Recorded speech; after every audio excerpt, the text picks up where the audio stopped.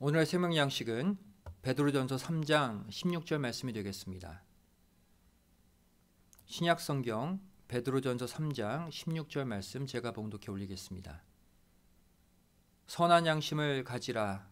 이는 그리스도 안에 있는 너희의 선행을 욕하는 자들로 그 비방하는 일에 부끄러움을 당하게 하려 함이라.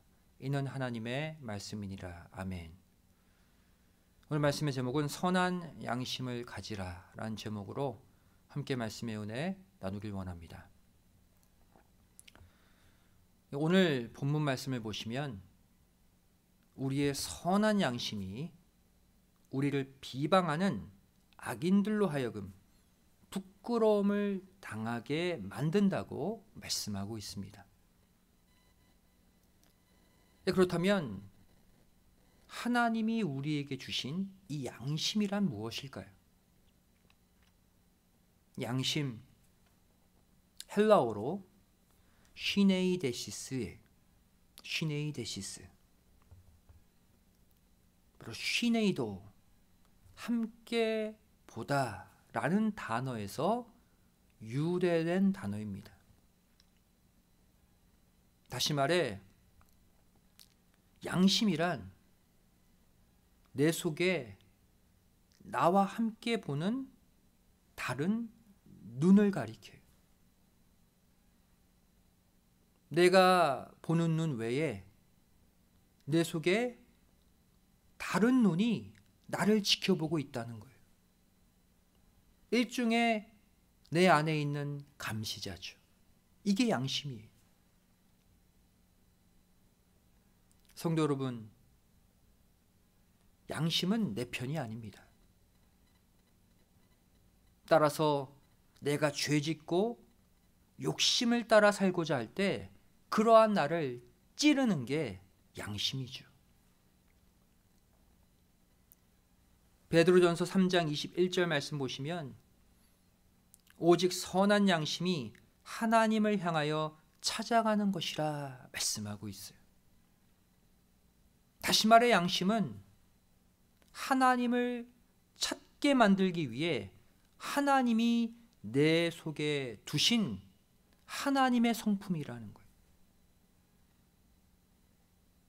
당연히 양심은 타락한 내 속성의 편을 들어줄 수 없는 것이죠.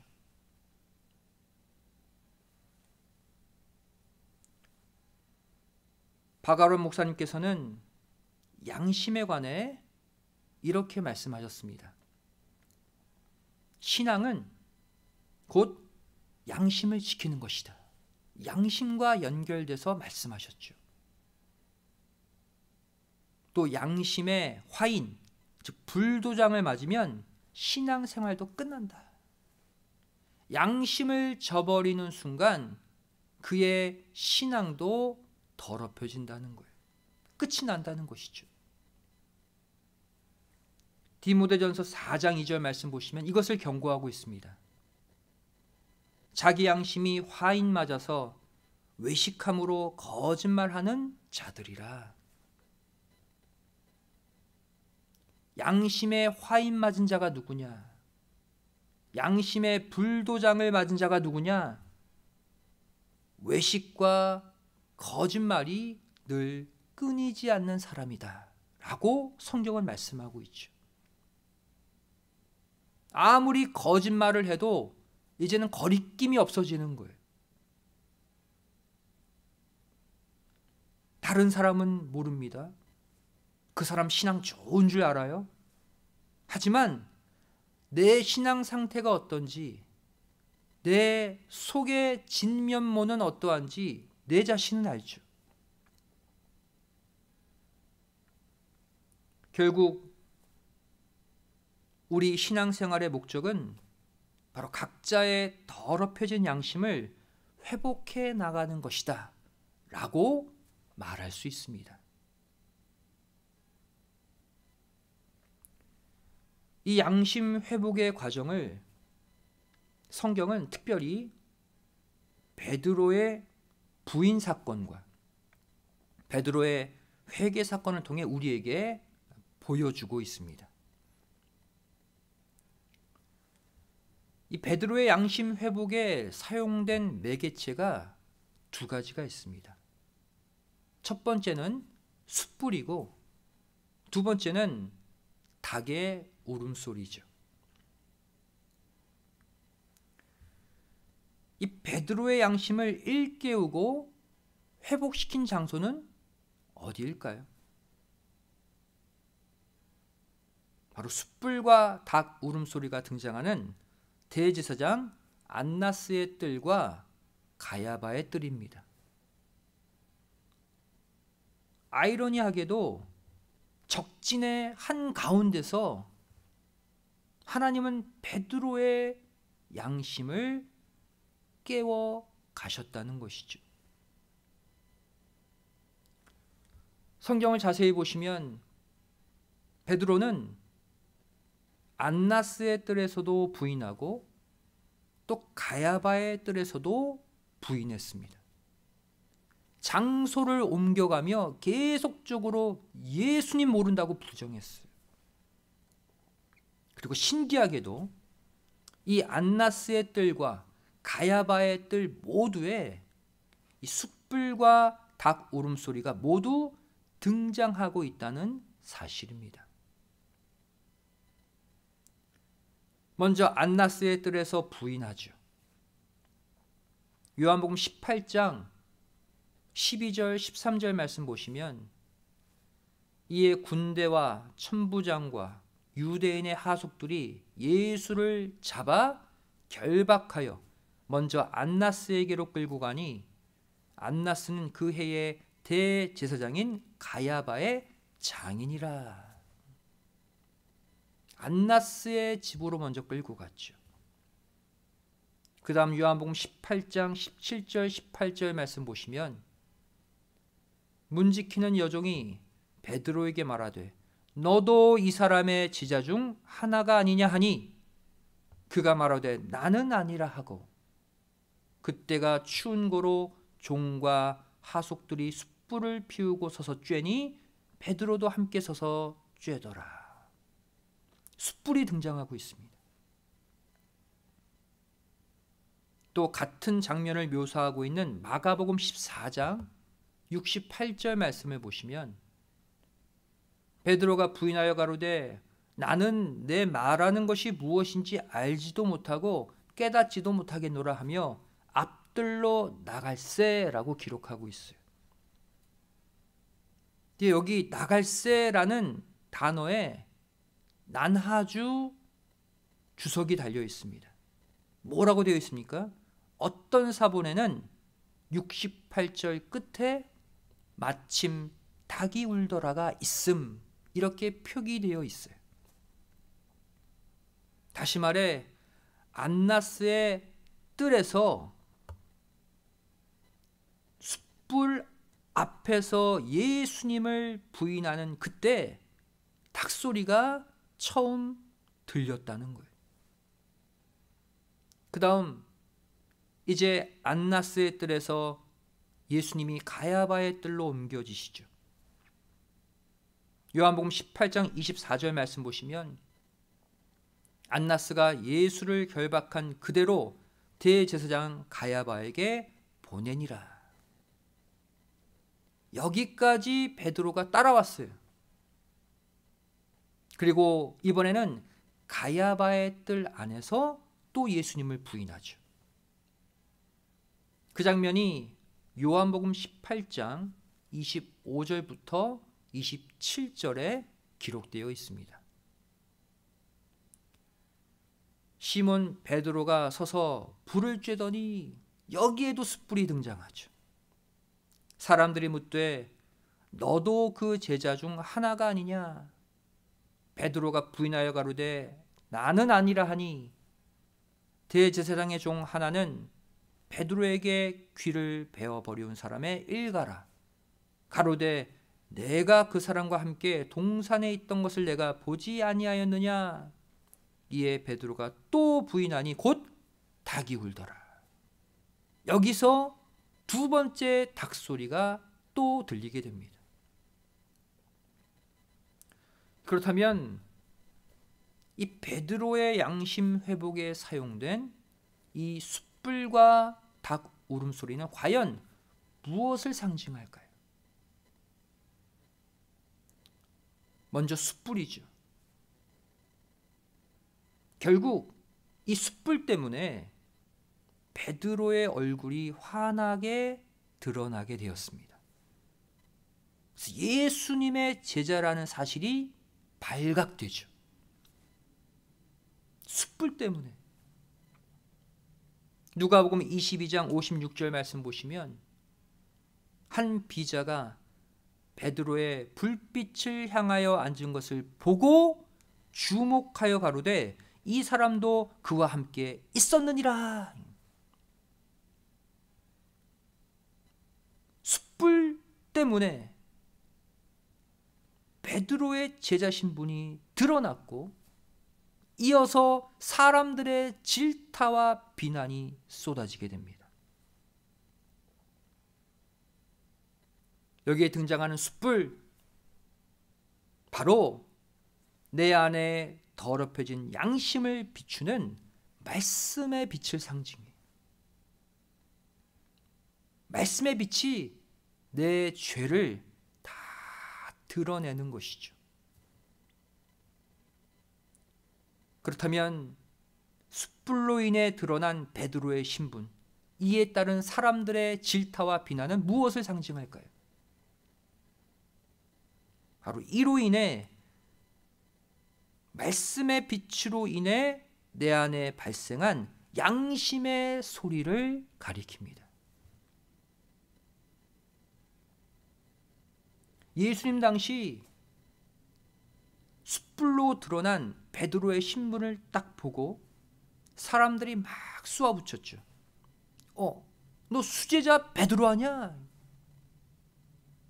너 예수님의 으뜸 제자라면서 예수님 지금 잡혀서 끌려가셨는데 가만히 앉아만 있냐?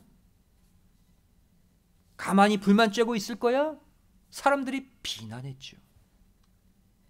하지만 결국 베드로는 이 양심의 소리를 무시하고 예수님을 무려 3번이나 저주하며 부정했습니다.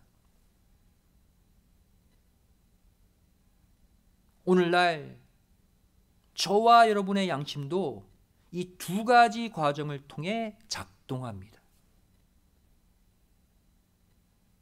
먼저 신령한 숯불이죠.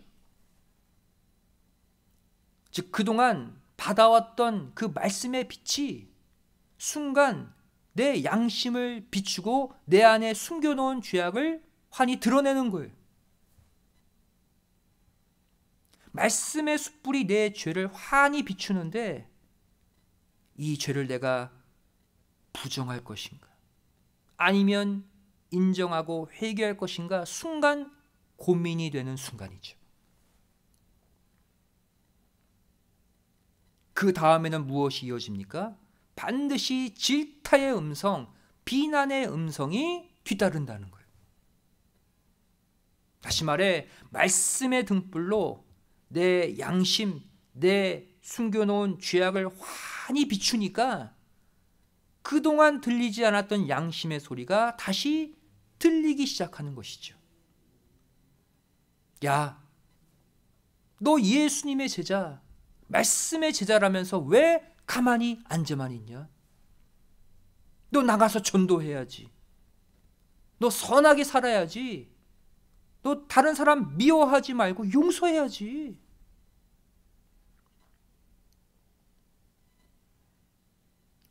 그렇다면 이 닭 울음소리는 무엇을 의미할까요?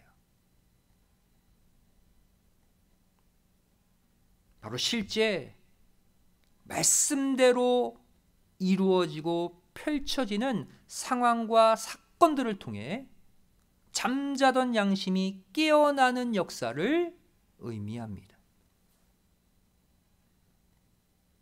실제 사건이 말씀의 경고대로 터지는 거예요.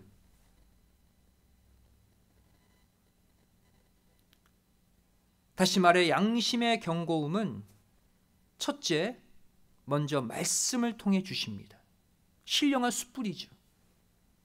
근데 이것으로도 깨닫지 못하면 두 번째, 그 말씀대로 일어나는 현상, 상황, 사건들을 통해 주십니다. 이게 신령한 닭 울음소리죠. 하지만 베드로는 이 숯불의 비침에도 또 닭 울음소리에도 바로 깨닫고 돌이키지 못했습니다. 오늘날 예수님의 제자라 외치는 저와 여러분도 마찬가지예요. 말씀의 숯불이 내 죄를 환히 비출 때도 그것을 외면할 때가 있죠. 또 신령한 닭 울음소리의 사건들이 여기저기서 터지는데도 여전히 그 문제를 깨닫지 못할 때가 있어요. 그렇다면 이 베드로는 자기 양심의 문제를 언제 분명히 깨닫고 회복하게 되었을까요? 바로 예수님과 눈이 마주쳤을 때, 그때 비로소 양심이 깨어나고 회복된 것을 볼 수 있습니다. 단순히 닭 울음소리를 듣고 회복된 게 아니에요. 마지막 중요한 그 접촉점이 있었어요. 그것을 밝히고 있는 대목이 누가복음 22장 61절 62절입니다. 주께서 돌이켜 베드로를 보시니 그랬죠. 베드로와 눈이 마주친 거예요. 베드로가 주의 말씀, 곧 오늘 닭 울기 전에 내가 3번 나를 부인하리라 하심이 생각나서 밖에 나가서 심히 통곡하니라. 언제 양심이 깨어나 회개하고 울었습니까? 예수님의 눈과 베드로의 눈이 마주치는 순간이에요. 그때 과거에 하셨던 경고의 음성, 과거 양심이 소리친 그 음성이 그때 생각나서 그때 회개하고 그때 통곡한 것이죠. 이 시간 저와 여러분에게도 안타깝게 나를 바라보고 계시는 예수님의 눈과 내 눈이 마주치는 역사가 반드시 일어나야 할 줄 믿습니다. 한마디로 말해 예수님과 영적 초점이 맞아야 하나님의 시각과 내 시각이 다시 하나로 일치가 되어야 그 순간 내 양심도 회복됨을 믿으시기 바랍니다. 그렇다면 베드로는 왜 이렇게 쉽게 자신의 양심을 저버리고 예수님을 부인했을까요? 예수님이 죽으시는 데까지, 옥에 갇히시는 데까지 따라가겠다고 몇 번이나 호언장담하지 않았습니까? 근데 왜 이렇게 쉽게 무너졌을까요? 바로 예수님이 로마 군병들에게 힘없이 붙잡히신 이후부터 예수님을 멀찍이 뒤쫓았기 때문입니다.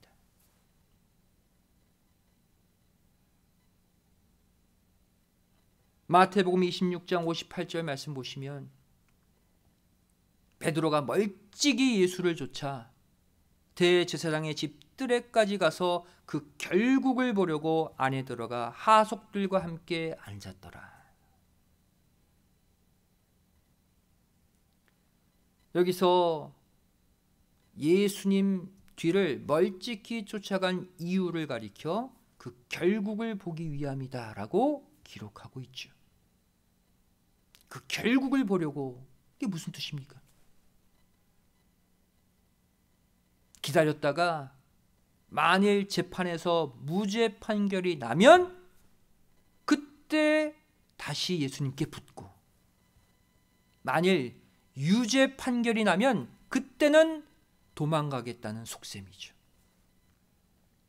예수님 때문에 내가 손해보거나 피해보지 않겠다는 속셈으로 멀찍이 예수님을 뒤쫓았다는 것입니다. 그 순간 이미 양심이 더럽혀지고 화인 맞게 되었어요. 멀찍이 떨어지는 순간. 저와 여러분도 마찬가지입니다. 정오의 빛, 조금의 그림자도 없는 낮 12시의 빛에서 내가 멀찍이 떨어지면 떨어질수록 그만큼 어둠의 그림자가 길게 드리워지는 거예요. 내 신앙에 어두운 그림자가 생기지 않도록 정오의 빛에 바짝 붙는 우리가 되어야 할 줄 믿습니다. 여기서 정오의 빛, 해가 중천에 뜬 그 태양빛, 그림자가 전혀 없는 그 빛, 예수 그리스도를 상징하잖아요. 요한복음 11장 9절에 말씀하고 있죠. 예수께서 대답하시되 낮이 12시가 아니냐? 사람이 낮에 다니면 이 세상의 빛을 보므로 실족하지 아니한다. 그림자가 전혀 맺히지 않는 12시의 빛, 정오의 빛, 예수님 자신을 가리키죠.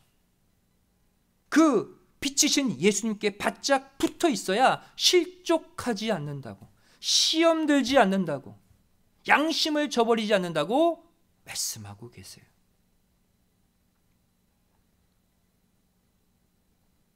우리가 밝은 빛, 그 안에 들어와 있으면 내 자신이 너무나도 밝아서 딴 생각이 나지 않습니다. 어둠의 생각이 다 물러가는 거예요. 하지만 그 빛의 광채 밖으로 나와서 그 빛을 바라보면 그때 내 생각이 발동하죠. 그리고 내 생각대로 판단하고 정죄합니다. 그리고 결국 그 빛으로 인해 내가 시험 들고 마는 거예요. 베드로처럼. 말씀의 빛, 생명의 빛 안에 계시기 바랍니다. 나와서 그 빛을 보는 순간, 즉 그 빛과 내가 떨어지는 순간 그 사이의 어둠의 갭이 나를 시험의 수렁으로 빠뜨리는 거예요.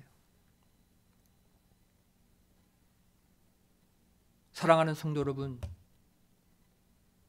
우리가 반드시 싸워서 이겨야 하지만 단 한 번도 싸우지 않고 타협하며 살아온 존재가 하나 있습니다. 바로 내 안에 길게 드리워져 있는 빛 뒤의 그림자, 즉 내 안에 숨겨놓은 죄악이라는 사실이에요.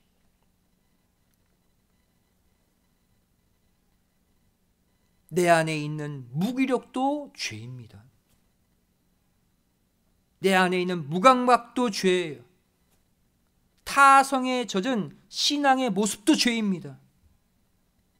또 양심의 소리에 귀를 닫고 사는 것도 죄라는 것 절대 잊지 마시기 바랍니다.